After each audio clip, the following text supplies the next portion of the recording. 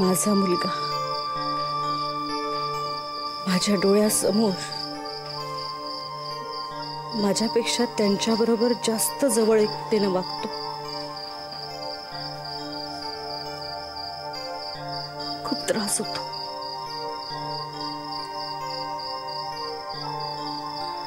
पण ठीक आहे. त्यांच्या नजरेतलं प्रथमेश बद्दलचं प्रेम पाहिलं ना की त्याला त्यांच्यापासून लांबही करवत नाही. पण मला एक गोष्ट कळत नाही राधा. प्रथमेशने तो फोटो फाडला का आणि नंतर त्या फिश टँक मध्ये जाऊन बुडवला का? हे सगळंच इतकं विचित्र आणि समजण्याच्या पलीकडचं आहे ना की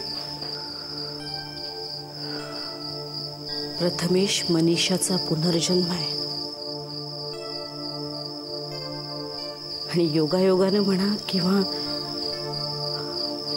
किंवा दैवी संकेत असतील कदाचित. प्रथमेशला मनीषाचा जन्म आठवतोय. म्हणजे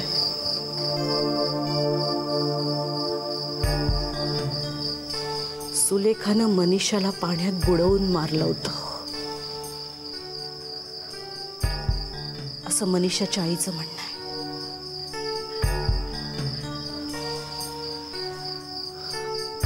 आणि प्रथमेशचं हे वागणं म्हणजे त्यांनी त्याच्या पद्धतीने उगवलेला सूड होता. पण मग सुलेखानं मनीषाला कशासाठी मारला? ते कारण माहित नाही.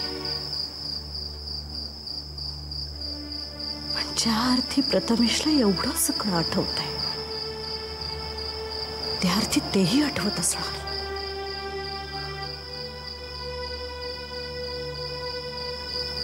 पण मग आता करायचं काय?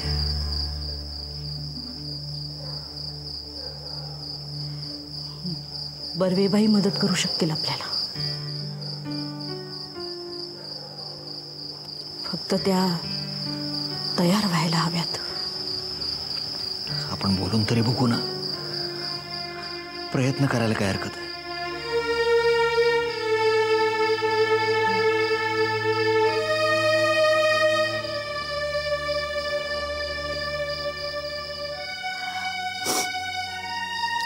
मी हे सगळं शुभ्राला कळवू?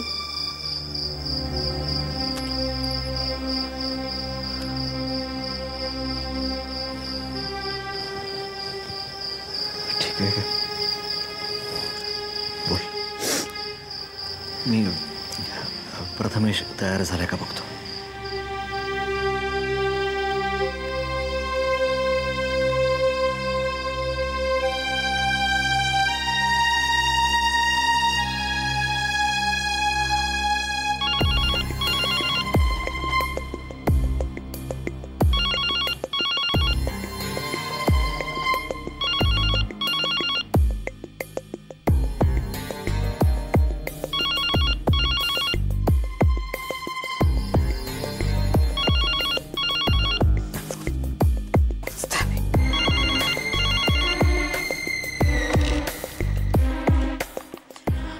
राधा बोलते. राधा वहिनी बोला. शुभ्रा, मला खूप महत्त्वाचं बोलायचं तुझ्याशी. बोला ना. आम्ही आत्ता पुण्यात आहोत, मनीषाच्या आईकडे.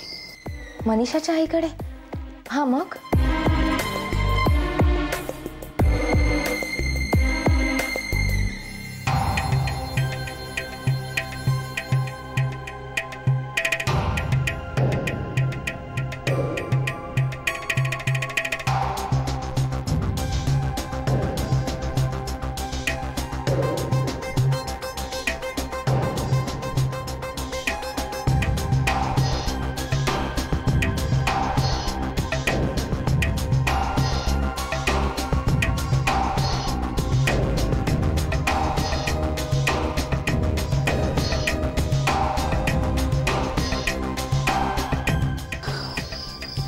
सगळं असं घडतंय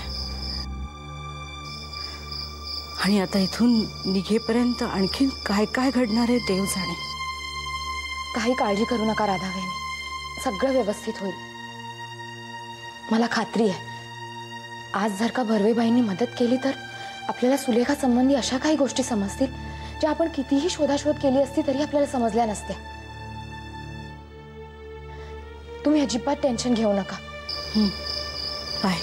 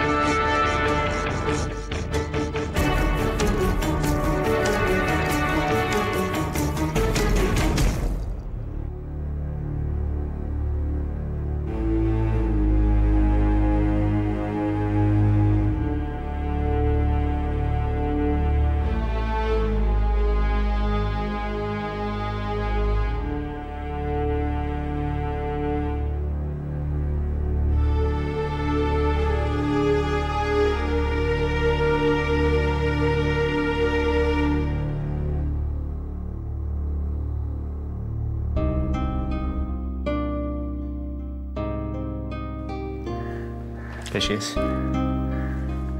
बरी आहे.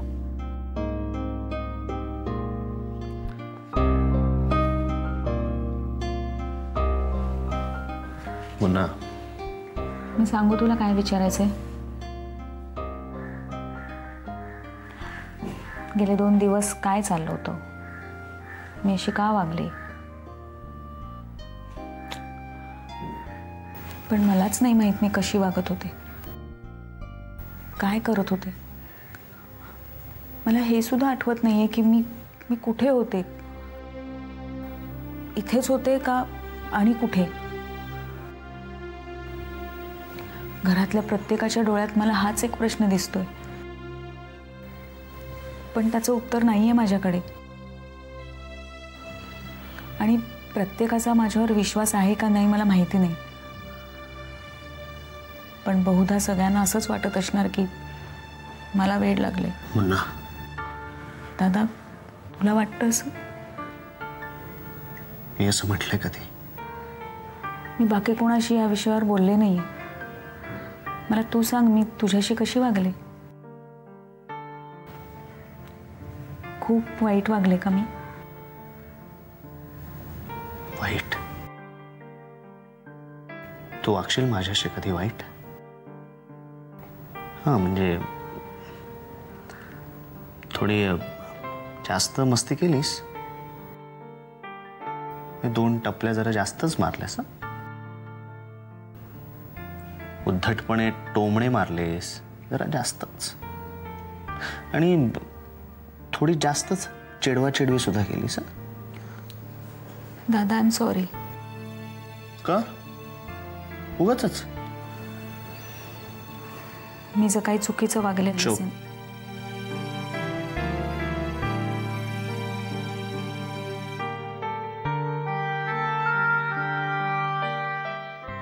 नौकर हो ना बरी, ठणठणी, लठ्ठ, आगाऊ, उद्धट, अतिशहाणी होशील ना बरी?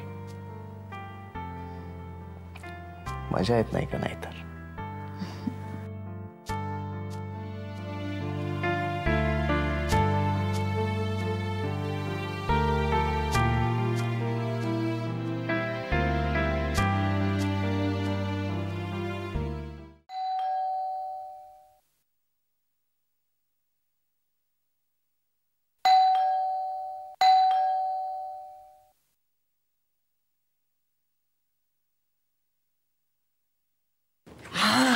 म्हटलं आहेस की नाही? आई गो बाई बाई बाई, काय गो दमले अगदी. सुलेखा म्हटलं, काय ग? ए सुलेखा, काय झालं तुला? ताप आलाय थोडा. हा, ताप आलाय? अगो बाई, बघू बघू. हा बघू. अगं बाई, अगं ताप कसं फणफणलीस चांगली. चल चल चल चल आपण डॉक्टरकडे जाऊया. चल लवकर. नको कुसुमात्या, मला बरं वाटेल. बाई बाई बाई बाई, आय गो बाई, तुझ्यात सहनशक्ती आहे हो. नाही तर आमच्याकडे बघा हॉस्पिटल होण्याचं बाकी आहे. कोण आजारी आहे? प्रिया कुठे उंडाऱ्याला गेली होती देव जाणे. बाकी सगळे कसे आहेत? बाकी सगळे बरे आहेत ग. पण सुलेखा, मला तू एक गोष्ट सांग, ही मनीषा कोण?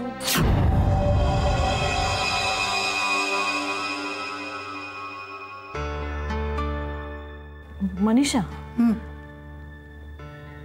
तुम्ही का विचारताय मनीषाबद्दल? आधी तू माझ्या प्रश्नाचं उत्तर दे. तुझा आणि तिचा काय संबंध आहे? मनीषा ना माझ्या लहानपणीची मैत्रीण हो. बिचारी पाण्यात बुडून मेली आणि नेहमीप्रमाणे आळ माझ्यावरच आला. हो ना? हा, वाटलंच होतं मला अगदी ना वाटलंच होतं. नाही पण तुम्ही असं अचानक का विचारताय आज? अगं काही नाही ग, त्या शुभ्राला आज फोन लावता राधाचा पुण्याहून. म्हणजे मी काय असं हे मुद्दामून नाही ऐकलं. आपला सहज असा फोन उचलला ना तेव्हा आपलं सहज असं कानावरती पडलं. हो ते सगळे मनीषाच्या आईकडे गेलेत. कशासाठी? आता मला काय माहिती कशासाठी. एक शिक्षिका आहे म्हणे, त्यांच्याकडे सुद्धा जाणार आहेत. कोण शिक्षिका? कोण काहीतरी हे बर्वे का कर्वे असं काहीतरी नाव आहे वाटतं.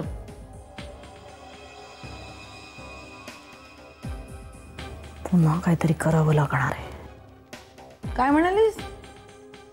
काय करावं लागणार आहे? आता ना मला जीवच द्यावा लागणार आहे कुसुमत्या. आता परत पोलीस मला पकडून देणार आणि त्रास देणार. हा सगळा त्रास सारखा सहन करण्यापेक्षा ना जीवच दिले ना बरा. नको ग बाई नको, असं अभद्र बोलू नकोस बाई. मी आहे ना, काही तुला पोलीस पकडणार नाही, काही तुला जीव बिव द्यावा लागणार नाहीये.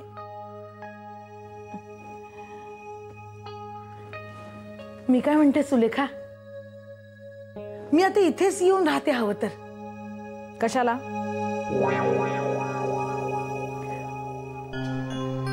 कुसुमात्या, कशाला उगाच त्रास घेताय तुम्ही? आणि इथे माझ्याकडे राहण्यापेक्षा तिथे घरी राहणं जास्त बरं नाही का? म्हणजे तुम्हाला निदान घरात काय घडतं हे कळेल तरी.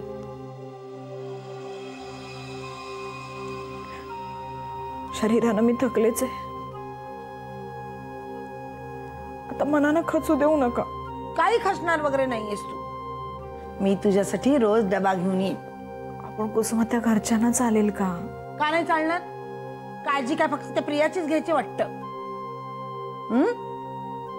तू आराम कर, मी उद्या येते. तुला वांग्याचं भरीत आवडतं का? हा,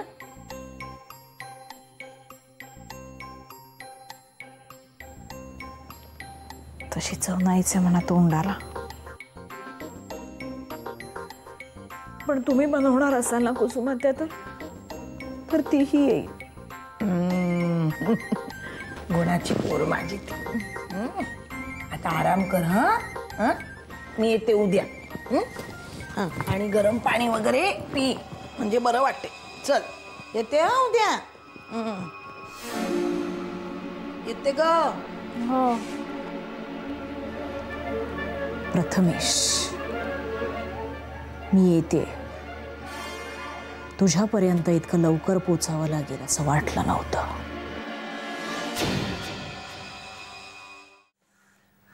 नाही विश्वास बसत.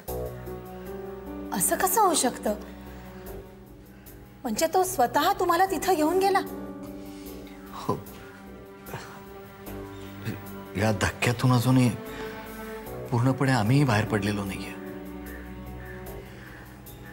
इथे पुण्यात आल्यानंतर जे काही घडते ना ते. हो, पण या सगळ्यात मी काय करणार? म्हणजे या सगळ्या अनाकलनीय प्रकारात मी तुम्हाला कशी मदत करणार आहे? बरं, प्रथमेशला जर बोलता येत असतं ना तर ही परिस्थितीच उद्भवली नसती. पण त्याला नाही बोलता येत. रादर तो ज्या भाषेमध्ये बोलतो ते मला सोडाच, पण अजूनही राधालाही पूर्णपणे उमगलेली नाहीये. मला फक्त एवढंच म्हणायचं होतं की तुम्ही प्रथमेशला जर काही प्रश्न विचारलेत आणि तो जी काही उत्तरं देईल ती आम्हाला सांगितलीत ना तर बऱ्याच गोष्टी स्पष्ट होतील. प्रश्न? हो. कसले प्रश्न?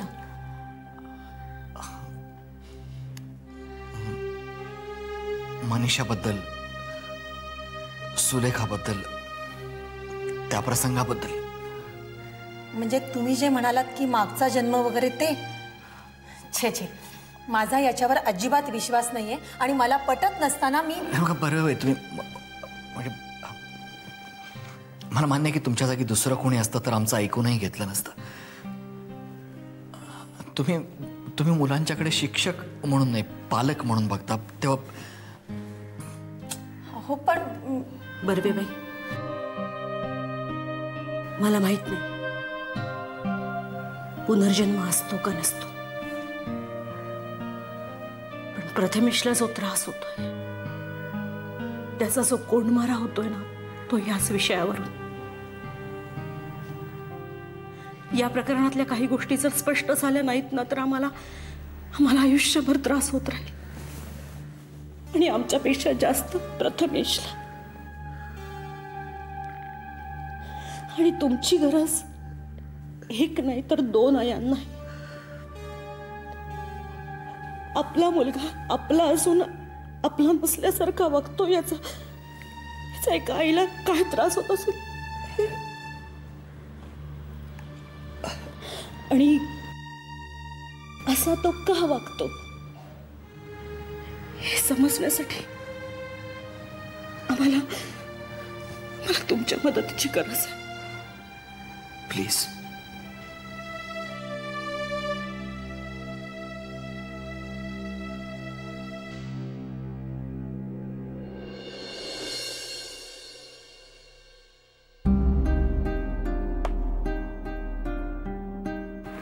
काही गोष्टींवर विश्वास ठेवायचा नाही म्हटलं तरी ठेवावाच लागतोय. काय लॉजिकल एक्सप्लेनेशन देणार आहोत आपण या गोष्टीचं? प्रथमेशने मनीषाच्या घरी जाणं, मनीषाच्या अशा काही गोष्टी शोधून काढणं ज्या फक्त मनीषालाच माहिती आहे, मनीषाच्या आईला सुद्धा माहिती नाही. राधा बहिणींचा फोन आल्यापासून मला तर काही सुचतच नाही. का कुणास ठाऊक सारखं असं वाटतंय की त्या क्षणी आपण तिथे असायला हवं होतं. नुसतं फोनवर ऐकून आपली जर ही अवस्था झाली तर प्रत्यक्ष त्या घटना घडताना पाहून त्यांना किती धक्का बसला असेल. एकंदरीत काय धक्कादायक गोष्टी फक्त ऐकायला मिळत आहेत सध्या. का? आणखी काय झालंय का?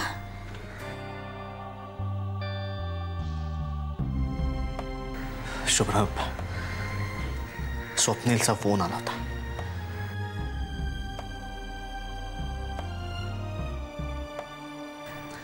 तो भाईच्या मदतीने मम्माला येणाऱ्या ब्लँक कॉल्सला ट्रेस करत होता. शुभ्रा, ते फोन प्रियाने केलेत. शुभ्रा, तिच्यात झालेले हे बदल मला नॉर्मल वाटत नाहीये.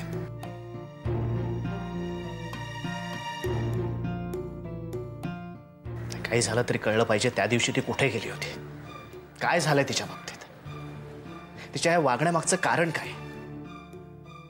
काही असलं तरी तुम्ही घाई करू नका. आजोबा म्हणतात तसं प्रत्येक गोष्टी मागे एक कारण असतं. या मागेही काहीतरी कारण असणार जे आपल्याला कळेल. आज नाही तर उद्या नक्की कळेल. फक्त श्रद्धा आणि विश्वास असायला हवा.